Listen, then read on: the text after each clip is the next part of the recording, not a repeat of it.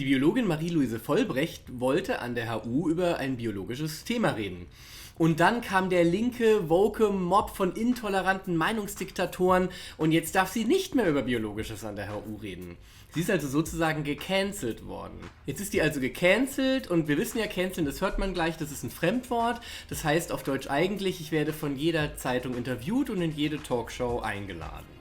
Ich will auch gar nicht so groß eigentlich jetzt darauf eingehen, was sie da sagt und warum sie Unrecht hat und warum es sowohl soziologisch als auch biologisch mehr als 2 Geschlechter gibt.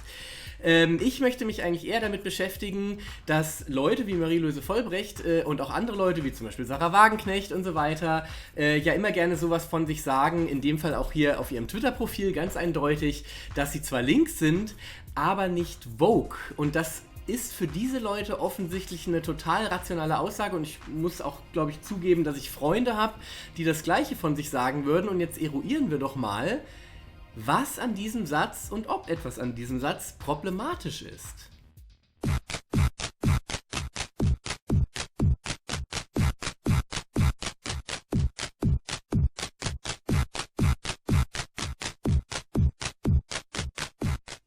Wir müssen jetzt erstmal über Grundlagen nochmal reden, wie in meinem allerersten Video.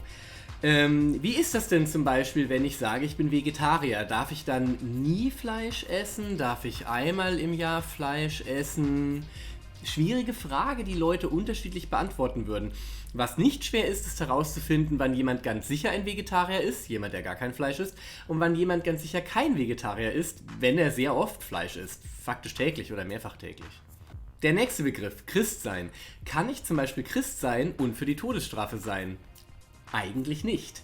Die Frage ist, wenn ich alle möglichen anderen Punkte erfülle, welche das auch sein mögen, die einen Christen ausmachen, aber für die Todesstrafe bin, vielleicht kann ich dann noch Christ sein. Auch hier wieder. Extrembeispiele sind sehr leicht. Jemand, der, weiß ich nicht, der Bibel nach dem Wort und Punkt folgt, der ist wahrscheinlich, also zumindest beim Neuen Testament, der ist wahrscheinlich ein relativ toller Christ und jemand, der nur so tut, als ob er der Bibel folgt und eigentlich alles doof findet, was im Neuen Testament steht und was der Jesus gesagt hat, der ist wahrscheinlich kein Christ. Aber auch hier wieder, wo ist der Übergang? Wann ist jemand wirklich kein Christ mehr? Wann ist jemand ein Christ?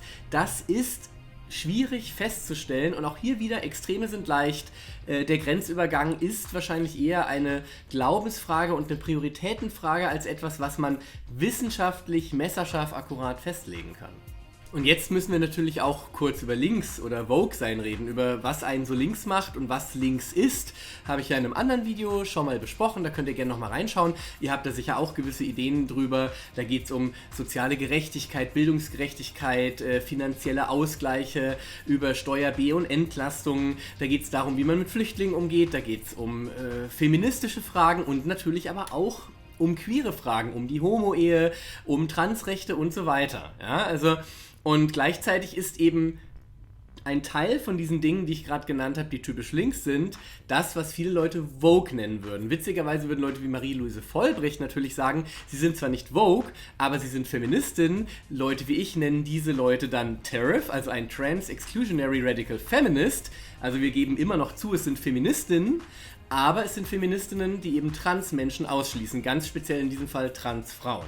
An dieser Stelle müssen wir, denke ich, ganz sicher festhalten, dass man durchaus links sein kann und nicht woke sein kann oder zumindest denkt, dass man links ist und nicht woke, wenn man zum Beispiel alle möglichen linken Positionen weitgehend übernimmt, aber Gendern in der Schriftsprache oder in der gesprochenen Sprache blöd findet.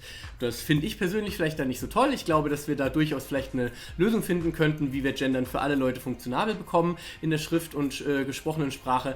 Aber wenn jetzt jemand komplett links ist, aber ums Verrecken etwas gegen das Gendern hat, muss ich sagen, mein Gott, okay, bleib auf unserer Seite, du bist hier trotz allem irgendwie willkommen, ja, das passt schon so.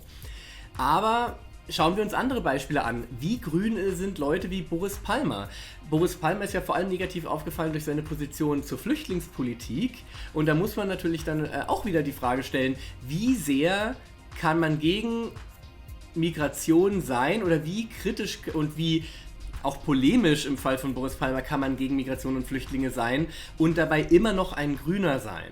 Auch diese Frage muss ich jetzt hier nicht beantworten und will ich auch nicht, weil da gibt es dann nur genug relevante Gegenrede, aber man muss eben sich selber mal fragen, eben, wo ist dieser Punkt? Ich meine, Boris Palmer kann sagen, was er will, ja, wir leben in einem freien Land, auch wenn manche das nicht glauben, aber die Frage ist eben, ist Boris Palmer dann noch ein Grüner, wenn er solche Sachen sagt? Vor allem auf die Art und Weise, wie er sie sagt und wie unapologetisch er dabei ist und so weiter und so fort. Und das Gleiche gilt für Marie-Louise Vollbrecht oder Leute wie Sarah Wagenknecht. Ja? Wie links ist man, wenn man Identitätspolitik so aggressiv ablehnt, wie zum Beispiel diese gerade genannten beiden linken Damen? Ja? Man muss sich halt an irgendeiner Stelle mal fragen, wenn einem sehr viel Gegenwind entgegenwindet, warum einem dieser Gegenwind entgegenwindet. Und wenn ich eine Position vertrete und ich habe vor allem Zuspruch bei Springer, den problematischeren Seiten der FAZ oder in diesem Fall wie bei Marie-Louise Vollbrecht auch Unterstützung durch die Junge Freiheit, und wenn sich sogar Matthias Döpfner hinstellt und sagt, wir sind besser als das, weil er diesen transphoben Artikel, der vor kurzem in der Welt erschien, eben dann doch problematisch fand, selbst Matthias Döpfner, dann würde ich mich doch mal fragen, ob ich so liegen möchte, wie ich mich gebettet habe, wenn ich in mein Twitter-Profil reinschreibe, ich bin links, aber nicht woke, ja, und alle, die mir zustimmen, sind die halbrechten Feministinnen von der Emma und die Semi-Faschos von der Springerpresse. Dann ist die Frage berechtigt, ob jemand nicht nur nicht woke, sondern auch nicht links ist. Und natürlich kann man an der Humboldt-Uni meinetwegen einen biologischen Vortrag darüber halten, dass man der Meinung ist, dass es nur 2 Geschlechter gibt. Aber man sollte sich halt fragen, ob das, was man da verkündet, wirklich etwas ist, was einen wahnsinnig schmerzt, weil man so an die unabhängige, klare, fast schon göttlich verfügte Wahrheit der Wissenschaft glaubt, oder ob das, was man eigentlich mit dieser ganzen Sache verfolgt, eine Agenda ist, und zwar eine Agenda, die sagt, Transfrauen sind keine Frauen, ja, sondern Männer, das ist das, was TERFs im Endeffekt sagen, wo einerseits natürlich, ja, Transphobie mitschwingt, ganz offensichtlich, und andererseits auch so ein ganz seltsamer Männerhass auch, der alle Männer zu Vergewaltigern macht und alle Männer zu gewalttätigen Menschen macht und überhaupt nicht überlegt, geht es mir noch um Frauenrechte oder geht es mir um Frauenprivilegien? Und Frauen meint natürlich Cis-Frauen und keine Transfrauen im Fall von diesen Leuten. Deswegen abschließend, kann man links und woke sein? Relativ sicher.